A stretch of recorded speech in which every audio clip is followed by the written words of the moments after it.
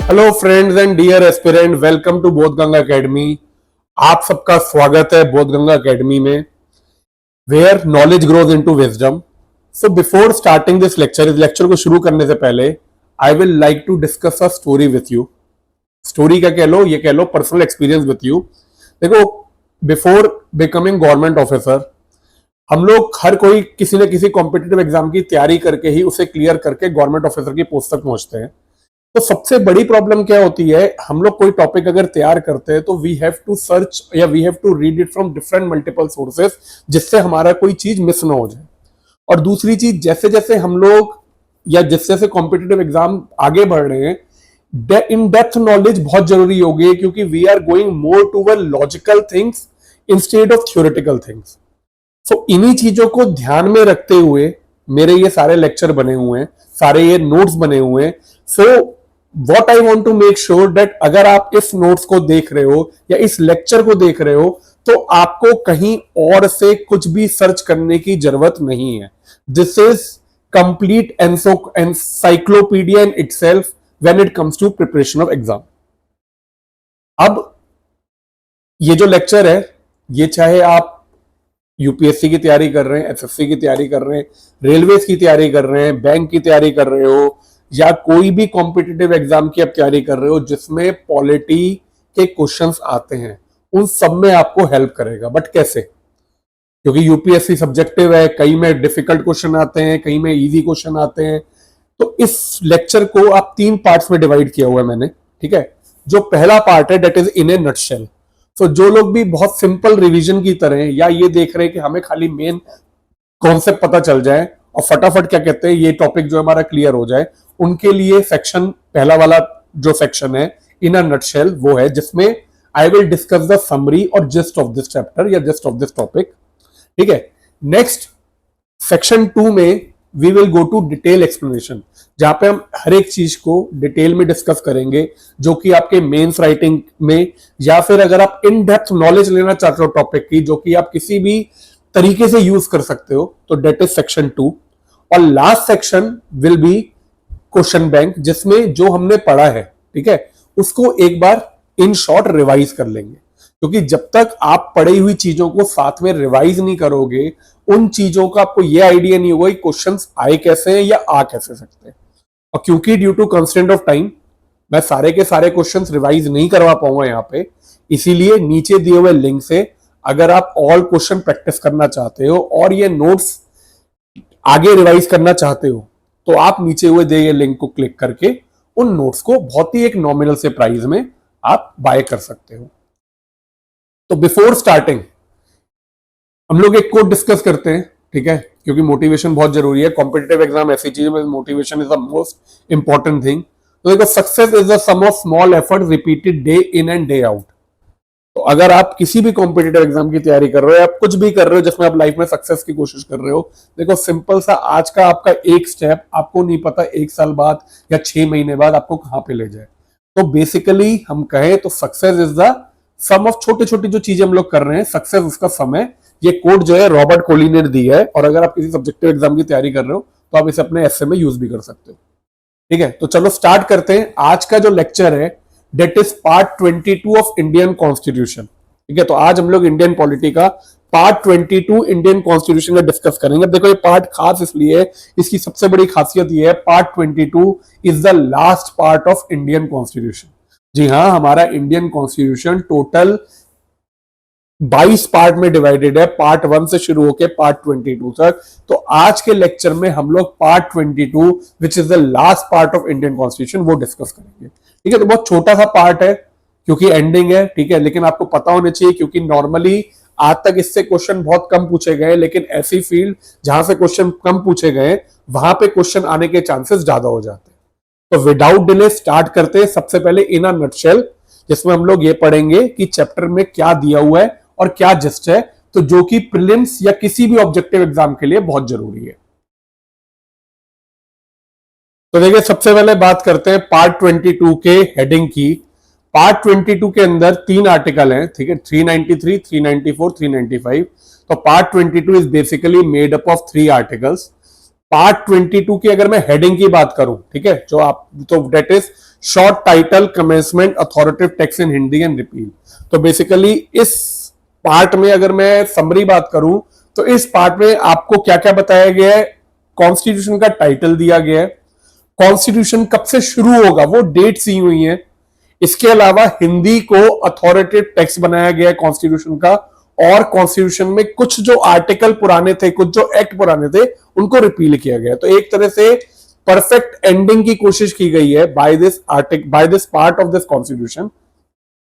अब बात करते हैं आर्टिकल्स की, क्योंकि हर एक पार्ट के अंदर आपको पता होना चाहिए आर्टिकल्स हैं। तो इस पार्ट के अंदर टोटल 3 आर्टिकल्स हैं जो कि इंसर्ट किए गए, 393, 394 एंड 395, ठीक है। लेकिन इसके अलावा एक आर्टिकल 394A जो था that was inserted by 58th amendment 1987। 1987 में 58th अमेंडमेंट से एक आर्टिकल और इंसर्ट किया गया था 394A, which was specially for authoritative text in Hindi. तो ये आपके आर्टिकल है 393, जिसमें मैं कहूंगा शॉर्ट टाइटल हेडिंग है इसकी, ठीक है। अभी इसे डिस्कस करेंगे एक बार हम लोग। 394 में commencement, 394A authoritative text in Hindi and 395 is repeal. तो आपको हर एक आर्टिकल का ये आइडिया होना चाहिए ऑब्जेक्टिव के लिए कि किससे रिलेटेड है। नेक्स्ट बात करते हैं आर्टिकल में समरी में क्या क्या वो है, मतलब कौन सा आर्टिकल क्या चीज दे रहा है हमारे को, हमें उससे क्या इंटरप्रिटेशन हो रही है। तो देखो 393 जो है डेट इज शॉर्ट टाइटल, इसमें बेसिकली खाली ये कहा गया है कि कॉन्स्टिट्यूशन को, जो इंडियन कॉन्स्टिट्यूशन है उसका फॉर्मली नाम डिक्लेयर किया गया है, which is constitution of India.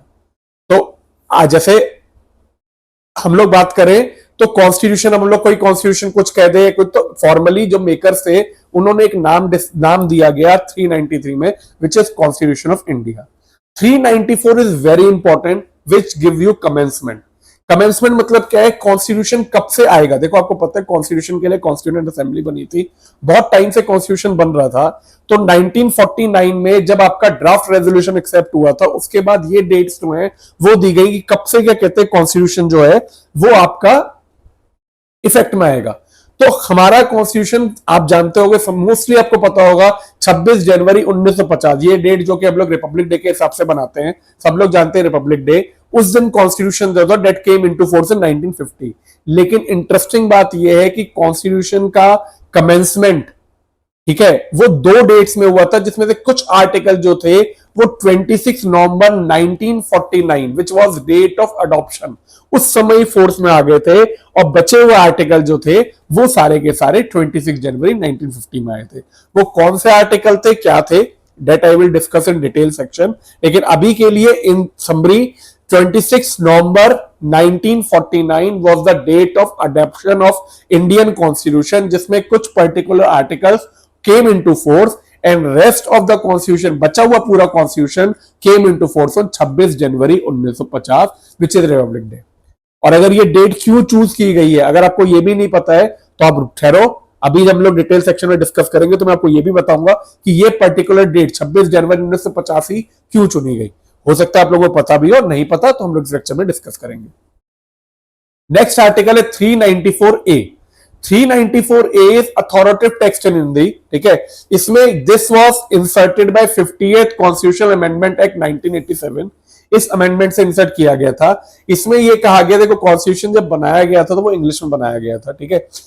अब उस समय यह बोला गया कि इंग्लिश के अलावा प्रेसिडेंट की रिस्पॉन्सिबिलिटी है, अंडर हिज अथॉरिटी इस कॉन्स्टिट्यूशन की हिंदी ट्रांसलेशन भी होगी, और जो हिंदी ट्रांसलेशन होगी वो कॉन्स्टिट्यूशन का अथॉरिटेटिव टेक्स्ट माना जाएगा। अथॉरिटेटिव टेक्स्ट मतलब it is also have legal status, मतलब उसके जितने भी आप अगर आर्टिकल को अनुच्छेद कहते हैं, जैसे जितने भी आर्टिकल्स होंगे या जितनी भी क्या कहते हैं जो ट्रांसलेशन की गई होगी, that will also have the same legal effect जो कि इस कॉन्स्टिट्यूशन का है, ठीक है। तो लास्ट है 395। 395 में ये कहा गया कि जो पुराने एक्ट जो कि अभी तक इंडिया को गवर्न कर रहे थे, क्योंकि इंडिया 1947 में इंडिपेंडेंस हो गई थी, लेकिन जब तक ये कॉन्स्टिट्यूशन नहीं आया था तो कुछ एक्ट ऐसे थे जो कि इंडिया को गवर्न कर रहे थे, जैसे हम लोग कहते हैं प्रोविजनल एक्ट जो थे। तो उनको रिपील किया गया। इसमें मेन दो एक्ट जो रिपील किए गए जो कि इंडिया को गवर्न कर रहे थे, that was government of India act 1935 and Indian independence act 1947। तो ये दो एक्ट ऐसे थे जिनको रिपील किया गया बिफोर कॉन्स्टिट्यूशन को पब्लिश करने के लिए, कॉन्स्टिट्यूशन को एक्सेप्ट करने। तो दीज वर द आर्टिकल्स जिसे मैंने नटशेल में डिस्कस किया है, ठीक है। तो ये ऑब्जेक्टिव के लिए आपके ये सारी चीजें बहुत जरूरी है। नेक्स्ट हम लोग चलते हैं आर्टिकल्स इन डिटेल। तो हम लोग एक एक आर्टिकल को डिस्कस करते हैं। देखो सबसे पहले बात करते हैं official name of constitution which is article 393। तो जैसा मैंने बताया आर्टिकल 393 को हम लोग कह सकते हैं नामकरण कॉन्स्टिट्यूशन का, ठीक है। तो इसने ये कहा कि जो कॉन्स्टिट्यूशन ऑफ इंडिया है that will be known as the Constitution of India. Official name of Constitution is the Constitution of India. This is the official Constitution name जो कि राहुल गांधी आज की डेट में हाथ में लेके घूमते भी रहते हैं, ठीक है। तो आर्टिकल 1 जो है, देखो आर्टिकल 1 जो है वो इंडिया को नेम करता है, हमारी कंट्री को नाम देता है, और आर्टिकल 393 वो कॉन्स्टिट्यूशन को नाम देता है which is the constitution of India. Next बात करते हैं commencement of Indian constitution, article 394। तो जैसा मैंने बताया कि हमारा कॉन्स्टिट्यूशन जो था उसकी डेट ऑफ अडॉप्शन और डेट ऑफ कमेंसमेंट ये दो अलग अलग डेट है। दो डेट जो मायने रखती है वो है 26 नवंबर 1949 एंड दूसरी डेट है 26 जनवरी 1950। तो हमारा कॉन्स्टिट्यूशन दो डेट्स में इफेक्ट में आया, दो स्टेजेस में इफेक्टिव हुआ। Immediate effect 26 November 1949 which is date of adoption. इसमें कुछ आर्टिकल हमने एक्सेप्ट किया, उस समय उन आर्टिकल को स्टार्ट किया गया, वो क्यों किया गया वो भी आप समझोगे, ठीक है। और बचे हुए जो आर्टिकल थे वो 26 जनवरी 1950 को जो वो लिए गए। दो डेट्स जो थी वो चूज की गई थी for full implementation of constitution. अब देखो बात करते हैं कौन कौन से आर्टिकल 26 नवंबर 1949 को इसमें आए थे, प्रोविजन में आए थे। देखो सबसे पहला था आर्टिकल 5। अगर आर्टिकल 5 आपको ध्यान हो तो that is commencement of citizenship, कौन इंडिया का सिटीजन होगा। तो इसके लिए आपने अगर सिटीजनशिप वाला चैप्टर पढ़ा होगा तो बहुत सारी चीजें होती थी जो कि डिसाइड हुई थी कि कौन सी डेट के पहले कौन से माइग्रेंट हो गए तो वो सिटीजन इंडिया के होंगे, कौन पाकिस्तान चला गया तो नहीं होगा, बहुत सारे प्रोविजन थे। तो वो आर्टिकल 5 से लेके 9 these all were the article of citizenship, जो कि अगर आप देखोगे तो पूरा एक पार्ट है इंडियन कॉन्स्टिट्यूशन का जिसके अंदर ये आर्टिकल पूरे डिस्क्राइब किए गए हैं। तो ये जो थे 26 नवंबर 1949 को दे केम इनटू इफेक्ट, क्योंकि before constitution Republic day, constitution के कमेंसमेंट से पहले कौन इंडियन सिटीजनशिप लेंगे नहीं लेंगे वो चीज डिसाइड करना बहुत जरूरी था। That is the article 5 to 9। Next was article 60 which was related to oath और affirmation of president of India. Next is article 324, this is very very important, election commission of India. जो constitution ने election commission को establish किया था तो वो जो article था that also came into effect on 26 नवंबर 1949, जिससे कि रिपब्लिक डे से पहले कोशिश की गई थी कि इलेक्शन का प्रोसेस शुरू कर दिया जाए, नई गवर्नमेंट बनाई जाए, ठीक है। Next is article 366 which is definition of important constitutional term, pretty obvious. 367 interpretation of constitution. 379, 380, 388 कुछ प्रोविजनल पार्लियामेंट कैसे बननी है, टेम्परेरी एंड ट्रांजिशनल प्रोविजन, ये सारे थे। 391 और 392 gave the president to power to adopt and laws and remove difficulties, and last but not the least जो article आप अभी पढ़ रहे हो 393 एंड 394, ठीक है। तो दीज वर द आर्टिकल जिसमें से आपको ये याद होना चाहिए। देखो सिटीजनशिप के जितने आर्टिकल थे दे केम इनटू इफेक्ट, ठीक है। Election commission, oath and affirmation of president, these are very very important. और तो सब जनरल है, तो प्रीलिम्स में अगर पूछा जा सकता है तो ये सारे आर्टिकल पूछे जा सकते हैं मेनली, ठीक है। नेक्स्ट हम लोग बात करते हैं कि ये डेट्स, ठीक है। आपको ये पता है रिपब्लिक डे इज ऑन 26 जनवरी 1950, लेकिन आपको ये भी पता होना चाहिए कि ये डेट स्पेसिफिकली चूज इसलिए की गई थी क्योंकि 1930 में जो कंप्लीट इंडिपेंडेंस, पूर्ण स्वराज की जो डिमांड थी वो भी इसी डेट को दी गई थी। 26 जनवरी 1930 पूर्ण स्वराज डिक्लेयर किया गया था बाय इंडियन नेशनल कांग्रेस, और इसीलिए सेम डेट 26 जनवरी 1950 20 साल बाद इंडिया का रिपब्लिक डे की तरह चुना गया, ठीक है। और इसके अलावा दूसरी चीज ये भी था कि एक कॉन्स्टिट्यूशन जब आता है, आप वो लोग हमारे फ्रेमर्स जब फ्रेम कर रहे थे तो ये कोशिश की गई कि एक कॉन्टिन्यूएशन में जो है उसको फ्रेम किया जाए। करंट स्टेटस लाइक आर्टिकल 393, 394, ये जितने आर्टिकल है these all have been implemented, मतलब देखो कई आर्टिकल आपने कौन जो पढ़े जो कि हमारा कोर्ट इंटरप्रेट करता है, जिसके बेसिस पे लॉज बनते हैं, लेकिन इस सेक्शन के जितने आर्टिकल्स हैं, जिस पार्ट के जितने आर्टिकल्स हैं, 393 कह लो, 394 कह लो, 395 कह लो, ये सारे इंप्लीमेंट हो चुके हैं। बस ये as a historical point of view रखे गए। आज की डेट में इनका कोई काम नहीं है, इनका कोई लीगल इंटरप्रिटेशन नहीं है, लेकिन हाँ जब भी ये हिस्टोरिकली रखे गए। अब हम लोग बात करते हैं आर्टिकल 394A। जैसा मैंने बताया थे ओरिजिनल कॉन्स्टिट्यूशन का आर्टिकल नहीं था। इस आर्टिकल को 58th अमेंडमेंट 1987 के साथ ऐड किया गया। इसमें बेसिकली कोशिश ये कही गई कि जो कॉन्स्टिट्यूशन हमारा है इसमें क्या क्या फीचर्स है। सबसे पहला मेन फीचर क्या था, हिंदी कॉन्स्टिट्यूशन को हिंदी में जो ट्रांसलेट किया जाएगा डेट विल बी द, तो Hindi constitution will be the official and authoritative version of constitution. इसमें आपको एक चीज समझनी है, देखो हमारी हिंदी जो है that is official language of India but not national language of India. This is very important. जो हिंदी है हमारी गवर्नमेंट ने उसे ऑफिशियल लैंग्वेज डिक्लेयर किया हुआ है, ठीक है। हमारे जितने भी कम्युनिकेशंस होते हैं गवर्नमेंट में, या हिंदी दिवस बनाया जाता है, हिंदी को इंपॉर्टेंस देने के लिए प्रमोट किया जाता है, तो Hindi is the official language of India but it is not the national language of India due to linguistic diversity. India को हिंदी को नेशनल लैंग्वेज इंडिया की डिक्लेयर नहीं किया गया।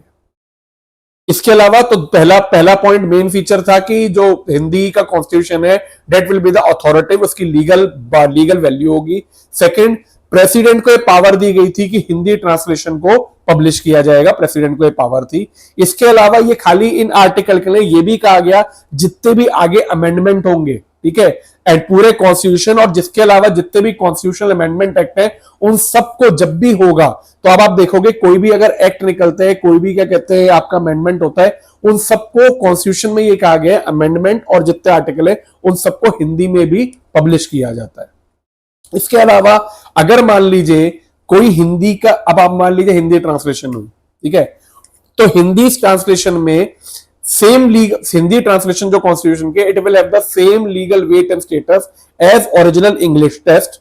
दूसरी चीज, अगर कोई एम्बिग्युइटी आती है, कोई प्रॉब्लम आ जाती है, मान लो हम लोग ये कहते हैं कि नहीं इंग्लिश का मीनिंग तो ये है लेकिन हिंदी में कुछ और है, ऐसे कर कुछ प्रॉब्लम्स आती हैं या कुछ कह लो कंट्रोवर्सी होती है, तो प्रेसिडेंट की पावर होगी उसे वापस रिवाइज कराने की। तो इसमें full and final authority president को दी गई थी। इसके अलावा ये जरूरत क्यों पड़ी, अब बात समझने की देखो ये भी है, ये जरूरत क्यों पड़ी, तो सबसे पहले आपको ये याद रखना है हिंदी जो है हमारी ऑफिशियल लैंग्वेज है। आर्टिकल 343 जो है वो हमारी इंडिया की ऑफिशियल लैंग्वेज हिंदी डिक्लेयर करता है।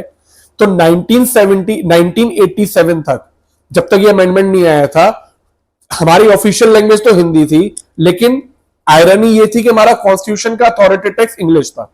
तो अगर मान लीजिए किसी को हिंदी में इंटरप्रेट करना है या अगर मान लो सुप्रीम कोर्ट भी इंटरप्रेट करना है, तो उसके बहुत सारे ना डिफरेंट वर्जन होते थे, कभी कोई कुछ इंटरप्रेट कर लेगा इंग्लिश को हिंदी में, कभी कुछ और। तो इन्हीं सब एम्बिग्युइटी को हटाने के लिए ये डिसीजन लिया गया कि हिंदी कॉन्स्टिट्यूशन भी सेम अथॉरिटेटिव टेक्स्ट के साथ पब्लिश किया जाए, जिससे हिंदी वर्जन जो है वो बहुत एक्सेसिबल हो और लोगों को हर एक को अलग अलग ट्रांसलेशन करने की जगह ऑफिशियल ट्रांसलेशन हो कॉन्स्टिट्यूशन की। इसके बाद हम लोग बात करते हैं last, which is article 395। Article 395 ने क्या किया, जितने भी पुराने आपके क्लॉज थे, ठीक है, उन सबको इन्होंने रिपील कर दिया। तो it repealed government of India act 1935 and Indian independence act. तो याद रखिएगा दो मेन एक्ट जो कि रिपील किए गए before constitution came into force, it was government of India act 1935 and Indian independence act 1947। लेकिन कॉन्स्टिट्यूशन ने स्पेसिफिकली एक एक्ट को एक्सक्लूड किया, which was abolition of privy council jurisdiction act 1949। अगर आप कॉन्स्टिट्यूशन खोल के देखोगे ना तो ये साफ साफ लिखा गया है कि ये दो एक्ट रिपील किए जा रहे हैं except abolition of privy council jurisdiction act 1949। तब क्यों नहीं किया गया रिपील, कोई तो क्वेश्चन होगा, ठीक है। तो अब ये समझिए, देखो क्या था abolition of privy council jurisdiction act, क्या था ये, क्या था ये पास किया गया था डोमिनियन लेजिस्लेचर ऑफ इंडिया, मतलब जो लेजिस्लेचर आपका गवर्नमेंट ऑफ इंडिया एक्ट 1935 में बना था, that was dominion legislature of India. तो कॉन्स्टिट्यूशन को फोर्स में आने से पहले उस लेजिस्लेचर ऑफ इंडिया ने ये एक्ट पास किया था। इस एक्ट का पर्पस क्या था ये समझना जरूरी है। अगर आप ये समझ जाओगे तो ये भी समझ जाओगे कि इसको अबॉलिश क्यों नहीं किया। होता क्या था कि इंडियन कोर्ट्स की जो अपील होती थी ना, वो एक लंदन का कोर्ट था, आप कह लो लंदन का सुप्रीम कोर्ट, प्राइवी काउंसिल, जहां पे की जाती थी। अगर इंडियन कोर्ट्स को आप डिसीजन से सेटिस्फाई नहीं हो तो आप बिफोर इंडिपेंडेंस, बिफोर ये एक्ट जब आया था, उससे पहले वो जो अपील थी वो प्राइवी काउंसिल लंदन में की जाती थी, ठीक है। अब उस जुरिस्डिक्शन को ट्रांसफर किया गया to federal court of India, कि ये बोला गया कि अब कोई भी अपील जो है वो लंदन तक नहीं जाएगी, यहीं पे जो federal court of India, that will be the top most court to entertain appeal, जिसको बाद में नाम सुप्रीम कोर्ट ऑफ इंडिया दिया गया। तो ऑब्वियसली देखो, ये जब बोल दिया गया कि अब इंडियन कोर्ट्स का हाईएस्ट ऑर्डर जो है वो सुप्रीम कोर्ट ऑफ इंडिया होगा जिसमें अपील जाएगी, दैट इज वाई इस एक्ट को हमने रिपील नहीं किया। इंडियन कॉन्स्टिट्यूशन के मेकर्स ने ये स्पेसिफिकली अंडरस्टैंड किया कि ये जो चीज है ये तो आगे भी चलेगी, कि supreme court of India will be the top most court of India, जिसमें क्या कहते हैं आपकी अपील्स जाएंगी। दैट इज वाई इस ट्रांजिशन के टाइम पे इस लॉ को अबॉलिश करना या रिपील करना जरूरी नहीं समझा गया। तो these were the articles of part 22। I hope आपको ये लेक्चर क्लियर हो, अच्छे से सुना हो, क्योंकि अब हम लोग करने जा रहे हैं कुछ competitive question, practice question attend, ठीक है। तो देखो, अब हम लोग बात करते हैं सैंपल क्वेश्चन की। तो बात करते हैं which article of constitution of India give the short title of the constitution. तो अब आपने पढ़ा है तो आपको बहुत अच्छे से पता होगा कौन सा आर्टिकल है जिसने शॉर्ट टाइटल दिया, 393। Next, with reference to article 394, अगर मैं बात करूं आर्टिकल 394 की, consider the following statement, entire constitution of India came into force on 26 November 1949। Certain provisions such as Article 529 and 324 commenced earlier than rest. 26 January 1950 was chosen as the date of full commencement of Constitution. तो कहते हैं which of the constituent statement are correct? तो obviously पहला गलत है क्योंकि दो dates है। दूसरा सही है क्योंकि ये आर्टिकल और ये आर्टिकल जो थे वो पहले आ गए थे, एंड ये वाला डेट भी सही है क्योंकि it was the date of full commencement. Lahore resolution Purna Swaraj के लिए ही था, तो इसे इनडायरेक्ट क्वेश्चन की तरह ट्रीट कर सकते हो। ये हिस्ट्री में हम लोग कवर करेंगे, तो ये वाला जो है ये भी सही है। तो हमारा करेक्ट आंसर हो option B 2 and 3। Now let's move to question 3। Which one of the following correctly pairs the article with its subject. कौन सा आर्टिकल और कौन सा उसका सब्जेक्ट करेक्ट है। 393 commencement of constitution, 394 repeal of British गेट, गलत है, 395 है। 394A authoritative text in Hindi, सही बात है। कमेंसमेंट ऑफ कॉन्स्टिट्यूशन आपका 394 है तो ये भी गलत है। 395 short title, this is also wrong, which is 393। तो हमारा करेक्ट आंसर हुआ option C. Let us move to next question, question 4। Consider the following statement about article 393। 393 के बारे में बात करते हैं। It provide the short title of constitution, बिल्कुल सही बात है। It declares India to be sovereign socialist secular democratic, नहीं जी, ये किसने किया था, ये तुम्हारे प्रेमबल ने किया है, ठीक है, तो ये गलत है। It is placed in part 22 of the constitution, ये भी बिल्कुल सही बात है। तो हमारा फोर्थ का आंसर हुआ B, 1 and 3 only. Next, which of the following provision came into effect on 26 नवंबर 1949। कौन कौन से प्रोविजन, 20 सिटीजनशिप जैसे हमने डिस्कस किया था, बिल्कुल आया था। Article 60 oath of the president, हाँ जी आई थी। आर्टिकल 324 इलेक्शन कमीशन, बिल्कुल आया था। फंडामेंटल राइट नहीं आया था। तो आपका करेक्ट आंसर क्या हुआ, 1, 2 and 3 only. So these are sample 5 question देखो हैं। मैंने सारे क्वेश्चन इसमें डिस्कस नहीं किए हैं क्योंकि मैं हर एक टॉपिक के साथ आपको प्रैक्टिस क्वेश्चन मैंने दिए हुए हैं, लेकिन सारे के सारे इस ऑनलाइन लेक्चर में डिस्कस करना जरूर पॉसिबल नहीं है। तो अगर आपको ये लेक्चर अच्छा लगा हो और आपको ये नोट्स अच्छे लगे और आप इसे फ्यूचर में रिवाइज करना चाहते हो या आप कंप्लीट रिवीजन चाहते हो, तो आप प्ले स्टोर में जाके बोधगंगा ऐप डाउनलोड कर सकते हो, या फिर नीचे लिंक दिया हुआ है, आप उसमें जाके, आप लेक्चर के नीचे जाके आप उस ऐप को डाउनलोड कर सकते हो। उससे notes plus question bank plus ये लेक्चर तीनों का एक्सेस ले सकते हो। लेक्चर का एक्सेस तो यहाँ पे भी है। बेसिकली अगर आपको नोट्स या क्वेश्चन बैंक इनमें से कुछ भी रिवाइज करना है या आगे प्रैक्टिस के लिए, आप उससे खरीद सकते हो, बहुत ही एक नॉमिनल प्राइस में। मेरा पर्पस यही है कि आप इसे प्रॉपरली एक एक चैप्टर को तैयार करो जिससे आपको आगे कॉम्पिटिटिव एग्जाम क्लियर करने में कोई प्रॉब्लम नहीं आए। सो आई होप आपको ये लेक्चर अच्छा लगा हो। मिलते हैं अगले लेक्चर में, और अगर आपको ये लेक्चर फॉलो करने हैं, lecture series polity series follow करनी है, तो जरूर से चैनल को सब्सक्राइब करें और लेक्चर कैसा लगा उसका कमेंट नीचे जरूर छोड़ें। Okay, bye. Take care.